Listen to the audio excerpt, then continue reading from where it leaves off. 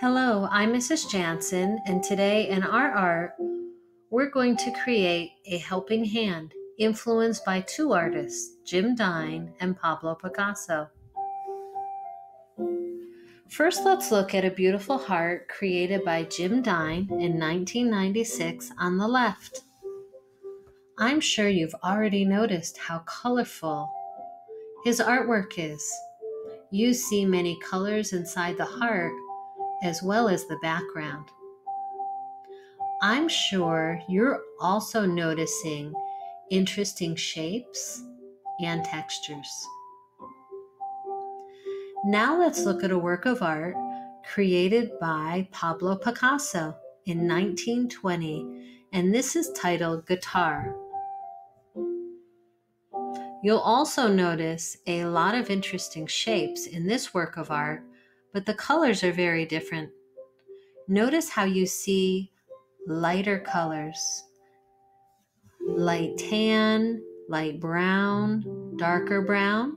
You also see gray, black, and white. First, let's talk about American artist Jim Dine. He creates different works of art in drawing, painting, printmaking, and sculpture. He is well known for creating artwork with hearts. The art he creates is known as pop art, and we're going to learn more about that in just a few minutes. First, let's look at some of the artwork he's created. At the bottom left, you see a work of art titled Confetti Heart that this artist created in 1985. Notice how colorful both the heart and the background are.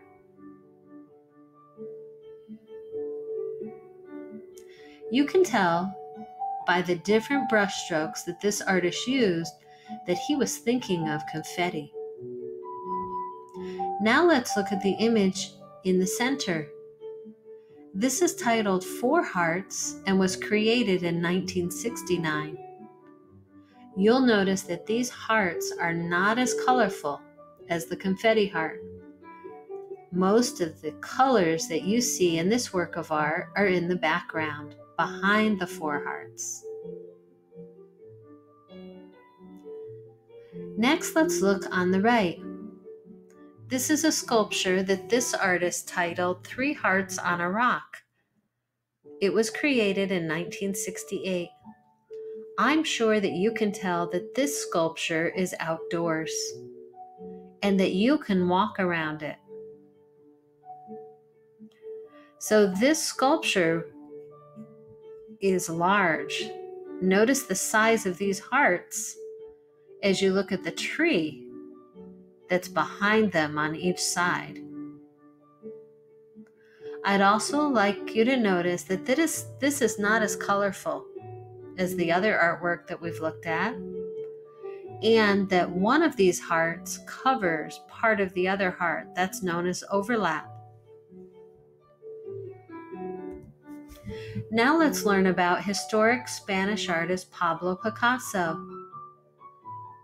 He lived in the past from 1881 to 1973.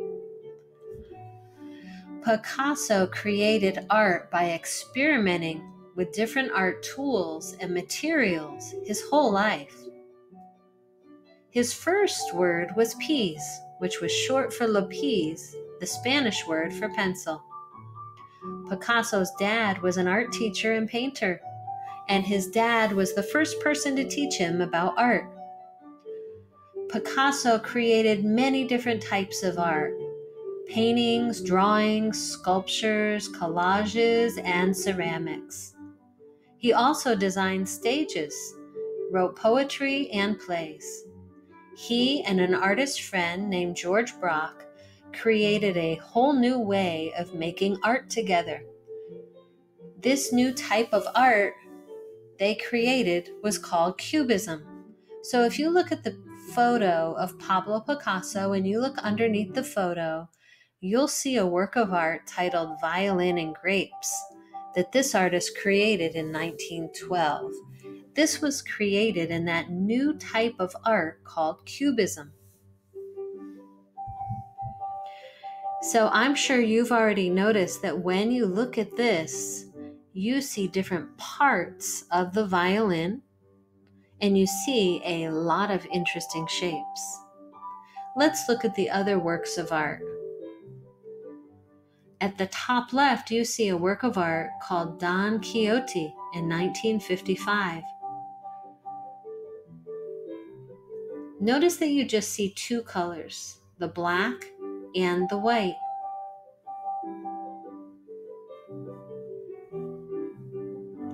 Let's look at the work of art in the center, titled Rooster in 1938. Notice how large this rooster is, and also notice how colorful it is.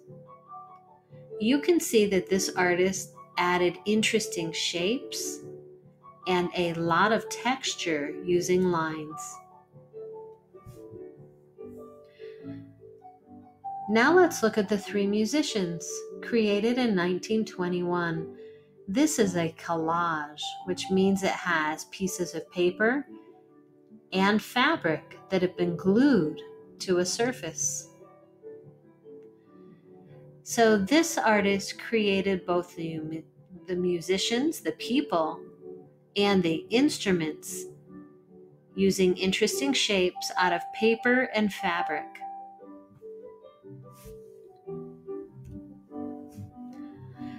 So now let's review our vocabulary. Our first vocabulary word is pop art. Remember, this is the type of art that artist Jim Dine made. This is an art style that shows simple everyday objects in a different way. Everyday objects means these are things that everyone would know. Pop art is often very bright and colorful. So let's look at the top left at this example of pop art by artist Andy Warhol. It's titled Campbell's Soup Cans, and it was created in 1962. This artist painted many small paintings of Campbell's soup. Our next vocabulary word is cubism. This is an art style that shows an object or a figure, which is a person or animal in a work of art, from all sides within the same work of art. It is made up of different shapes, often cubes. You often see light and dark browns, white and black. It was invented by two artist friends, Pablo Picasso and George Braque. So at the top right, you're seeing a work of art created by Pablo Picasso's friend, George Braque. This is titled Guitar Program Statue D, and he made this in 1913. So notice how we see only part of the guitar, and the part of the guitar that we see is a very interesting shape. Now notice that we see other parts of the guitar and other parts of a program in a lot of interesting shapes. Our last vocabulary today is complementary colors. Complementary colors are colors that are opposite from each other on the color wheel. So let's look at the color wheel together, and first let's look at red, and when you look across, you see green. Green is the complement of red. Let's look at yellow, and look across, and you see its complement, purple. Now let's look at blue. Look across from blue, and you see its complementary color, it's orange. When complementary colors are placed next to each other, they both appear brighter. So now it's time to think about all the ways we use our hands to help others. You might pick up your toys and help set or clear the table. Today, we're going to create a helping hand as our artwork. Please have your pencil, paper, and crayons ready. You will also need something to help you draw straight lines today. You can use a ruler or anything with a straight edge. It can be the side of a notebook. A crayon or cereal box would work also. So remember, if you're using something from around the house, make sure you have your family's permission. You'll see my screen change so that we can draw together.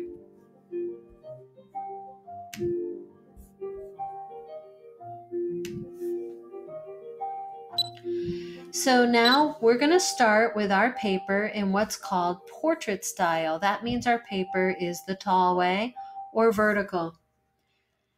And you're going to need the hand that you don't write with. So you're going to place the hand that you don't write with in the center of the paper, and then you're going to start at the bottom. You're going to keep your hand flat. Make sure your fingers have a space apart or space in between them. And now we're going to start at the bottom. Notice how you rest the pencil against your wrist or part of your arm, and now we're going to follow it all the way around our hand. And do your best not to pick up your pencil.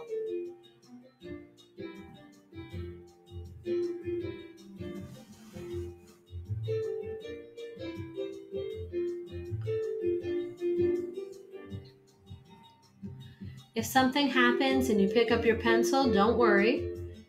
Just put it down right where you ended or where you picked it up. And when you get all the way around your hand, don't forget to trace the other side of your wrist and your arm. So now that you have your hand traced, the next thing you're going to do is use that straight edge.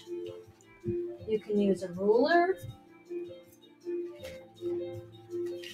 a box of crayons, or even a cereal box.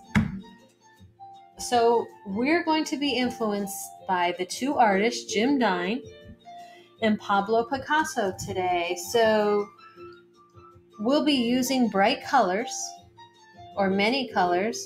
We'll also be creating some really interesting shapes inside the hand. So you can use either the ruler or even your crayon box. But what you need to do is start creating interesting shapes. So it doesn't have to look like mine. You're going to see that I'm starting with some diagonal lines.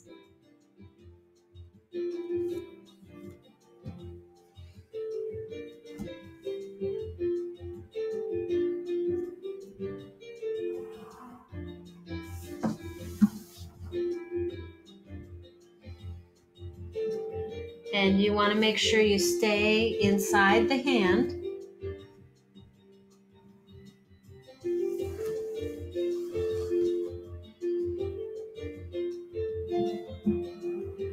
Remember that the shapes that you create, you'll be coloring in. So you want to make sure that they're large enough that you can color them in. And you'll also be tracing the shapes as you color. So make sure they're large enough that you can trace them.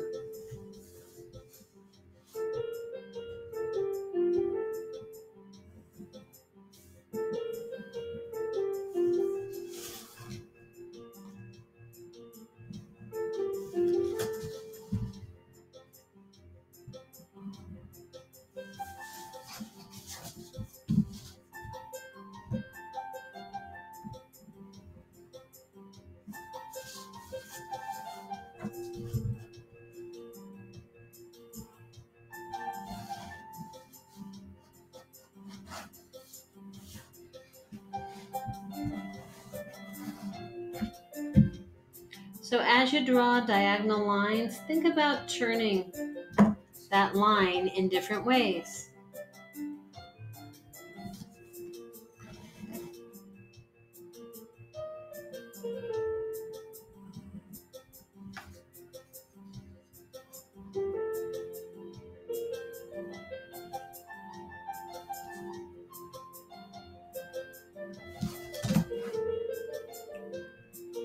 And remember, everyone's will look different.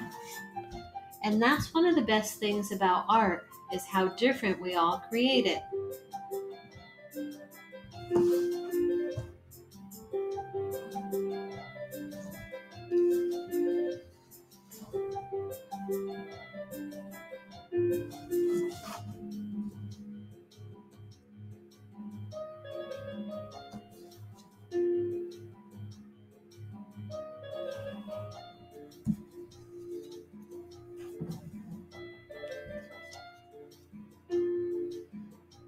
So remember, we want to make sure that the shapes aren't too small. And you can have different size shapes. You can have large, medium, and smaller shapes. Just make sure there's shapes that are large enough that you could trace them and color them in.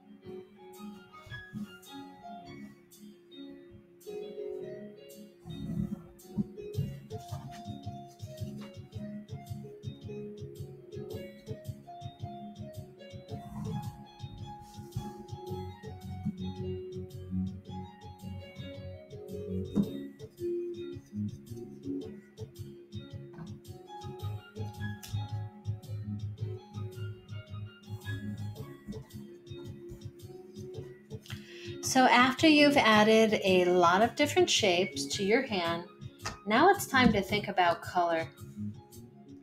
And first, you need to color inside the shapes.